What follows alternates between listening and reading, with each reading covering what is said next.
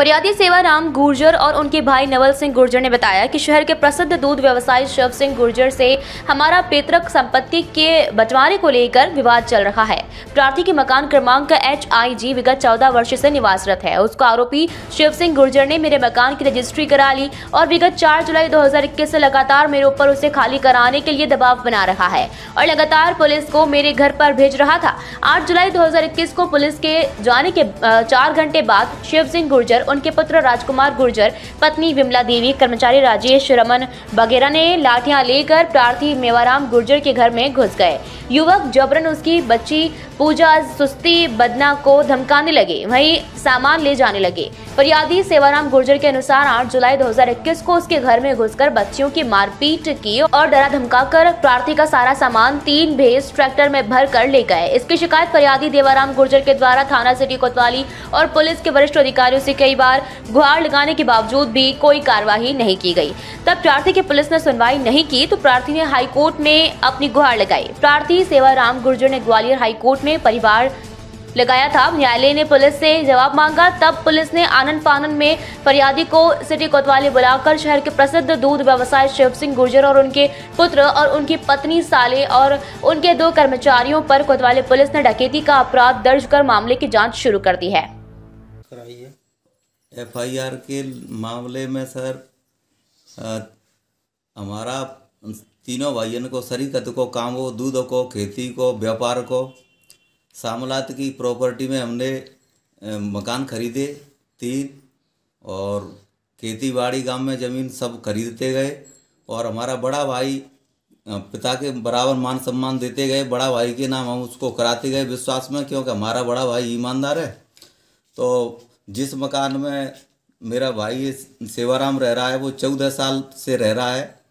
14 साल से रह रहा है। पिताजी ने भी उसको हिस्सा में दे दिया था, नाम बड़े भाई के था। बाद में उनके मन में बेईमानी बदयांती आ गई तो उन्होंने पुलिस से मिलके 4 तारीख में हमारे पास पुलिस आई थी कि आप सेवाराम जी इस मकान को खाली करिए। तो हमने कहा था कि हमारा भाई का हिस्सा का बंटवारा है, नाम बड़े भाई के जरूर है, पिताजी ने हमको हिस्सा में दे दिया है ये मकान और हम नहीं खाली करेंगे।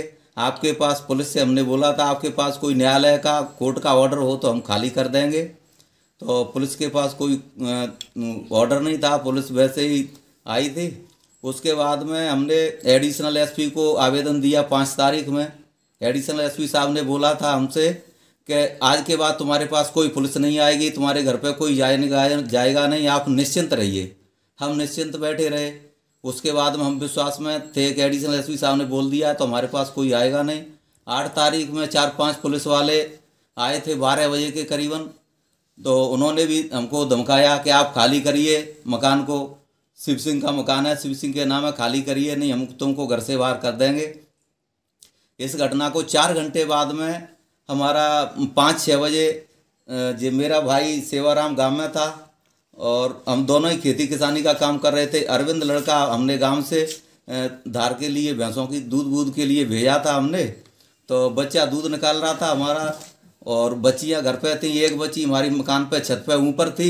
मामला पारिवारिक था, पैतृक हमारी संपत्ति थी, दगा धोखे से अपने नाम कराते गए और तुम्हारे में गांव में था, मेरे नाम में FIR कराई थी और मेरे को पता लगा जैसे मैं आया तो मारपीट बच्चियों को करके, सामान को लूट करके, घर में घुसकर डंडा बता के, डरा धमका के भैंसन को ले गए, सामान को ले गए, सारे घर को साफ कर दिया। पुलिस आई थी तुम्हारी डरा धमकाने के लिए, मैं घर पे नहीं था। तो ऐसे करके नहीं मेरा सारा सामान ले गए, पूरा घर का लूट कर ली। क्या आपने हाईकोर्ट थाने में हमने आवेदन दिया, उन्होंने लेने से इनकार कर दिया और हमारी कहीं भी सुनाई नहीं गई थी। SP साहब के वहाँ हमने आवेदन दिया और DIG साहब के यहाँ दिया, भोपाल में डीजी साहब को दिया, हमारी कहीं सुनवाई नहीं हुई। फिर हम न्यायालय की शरण में गए थे। जुलाई महीने के आसपास ऐसा घटनाक्रम प्रकाश में आया था कि शिव सिंह ने कोई रिपोर्ट लिखाई कि उसके भाई सेवाराम हमारे खिलाफ, तब उसमें एक आपराधिक प्रकरण पंजीबद्ध हुआ था।